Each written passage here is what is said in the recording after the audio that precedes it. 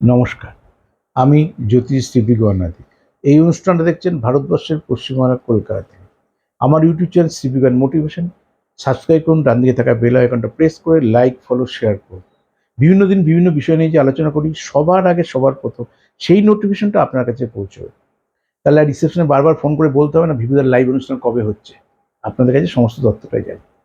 বিভিন্ন গুরুত্বপূর্ণ এই নতুন 1431 সাল বাংলা বছর সবে দেখবেন লাইভ অনুষ্ঠান করেছি।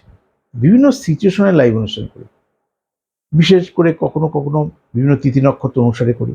এই দোল পূর্ণিমা, কৌশিকী অমাবস্যা, মহালয়া অমাবস্যা, বিভিন্ন সিচুয়েশনে আমি আলোচনা করবার আমি চেষ্টা করি, সতর্ক করার। তার জন্য যে ছোট ছোট রিলসও নিয়ে এসেছি, যাতে আপনাদের এমনি মানুষের পেশেন্স কমে গেছে, যাতে সংক্ষিপ্ত অনুষ্ঠানের মধ্যে দিয়ে আপনারা অনেক বেশি উপকৃত হতে পারেন।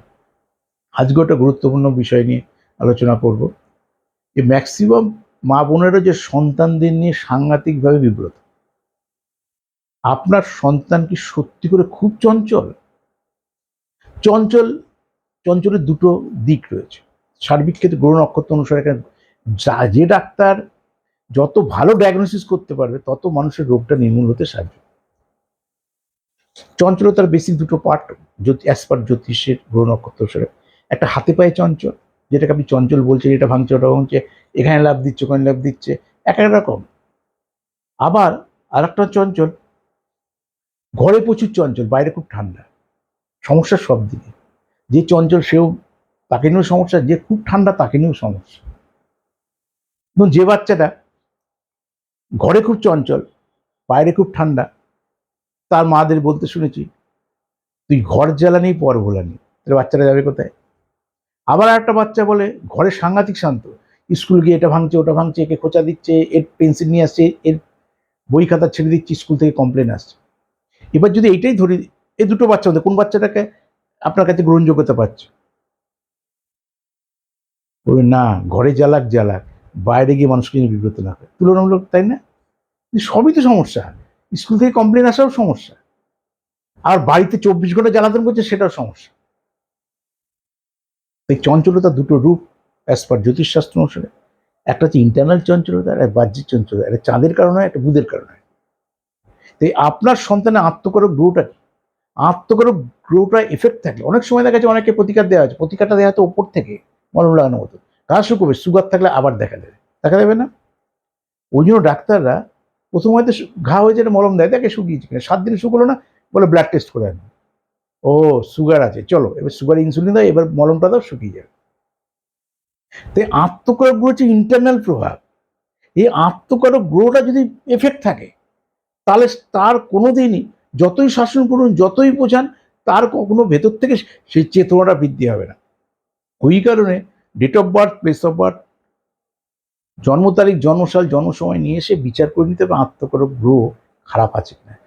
আত্মকারক গ্রহ যে ব্লাড টেস্টের মতো, উপর থেকে থেকে বোঝা যায় না। আত্মকারক গ্রহ যদি খারাপ থাকে, সেই গ্রহের প্রতিকার করলে দেখবেন আপনার বাচ্চার চঞ্চলতা কমে গেছে, বা চঞ্চলতার কারণে যেগুলো ক্ষতি হচ্ছিল সেইগুলো আর হবে না। এর বাহ্যিক তো রয়েছে না, এর বুধের চঞ্চলতা রয়েছে।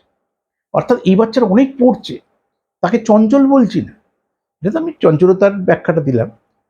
কিন্তু আমরা দেখেছি অনেক ডিফিকাল্ট, যে খুব শান্ত বাচ্চা, প্রচুর পড়ছে, মা বলছে কোনো কমপ্লেন নেই, ভিগুদা রেজাল্ট খুব খারাপ হচ্ছে। আজকে যদি সাবজেক্ট এটা নয়, সাবজেক্ট শুধু চঞ্চল বাচ্চার জন্য কি করবে, কিন্তু ওটা আরো ডেঞ্জারাস। সারাক্ষণ বই নিয়ে বসে রয়েছে, সারাক্ষণই পড়ছে, মা বাবার কোনো অভিযোগ নেই, পড়ানো নেই, অভিযোগে একটা রেজাল্ট খারাপ হচ্ছে। সে বলছে বাড়িতে পাচ্ছে, বাড়ির মাস্টারের কাছে পাচ্ছে, স্কুলে খাতায় গিয়ে খারাপ রেজাল্ট করছে। তো ওটাই তো ভিগুদা আগে করতে হবে। বাড়িতে পারছে, ওখানে পাচ্ছে না কেন? সেলে রাখতে পারছে, সেল, মেমোরি, স্মৃতিশক্তি, এগুলো অন্য গ্রহের কারণে হয়, অন্যদিন আলোচনা করবো। তাই যদি সত্যি করে আপনার হাতে পায়ে চঞ্চল হয়, চঞ্চলতার কারণে, একটা চঞ্চলতা থাকলে আপনার মনোসংযোগ আসবে না। কারো কোনো জাতক জাতিকার বিশেষ ক্ষেত্রে মনোসংযোগ, সেটা আমাদের সবারই আছে, কিন্তু সার্বিক একাগ্রতাটা খুব প্রয়োজন। বিশেষ করে ছোটবেলায় এডুকেশন একাগ্রতা, কারণ চঞ্চলতার কারণে বহু বাচ্চার পড়াশোনা নষ্ট হয়। বাবা মা পরিবেশ দিচ্ছে, কিন্তু সেই বাচ্চাটা অ্যাকসেপ্ট করতে পারছে না।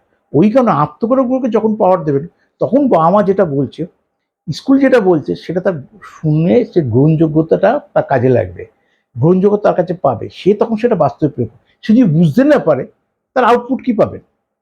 ঠিক সেরকম আত্মগ্রহকে প্রতিকার করবেন, আশা করি আপনার বাচ্চা ঠিক মনোসংযোগ বৃদ্ধি করবে। আমার ইউটিউব চ্যানেল শ্রীবিজ্ঞান মোটিভেশন সাবস্ক্রাইব করুন, ডান দিয়ে থাকা বেল আইকনটা প্রেস করে লাইক, ফলো, শেয়ার করুন। আমি শ্রীবিজ্ঞান আপনাদের সঙ্গে ছিলাম, আঁকিয়ে থাকুন। নমস্কার।